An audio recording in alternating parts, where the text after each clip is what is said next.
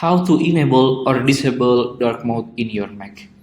So right here, you want to go to your settings with this gear icon or system preference in some Mac.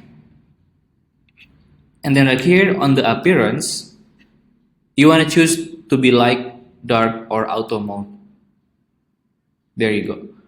If you choose on auto mode, then it means the dark mode or light mode will be based on your Mac clock. So if it's in daytime, your Mac will be in the light mode, and if it's in the night time, then your Mac will change into dark mode. And then you can actually quickly turn dark mode by clicking this icon at the top right of your screen. And then on display, you want to click on the words display and then change it right here. There you go. If you don't find these settings right here, appearance, then you may go to general and find the appearance in here. Or again, if you don't find it, then it's probably because your Mac is under macOS Mojave 10.14.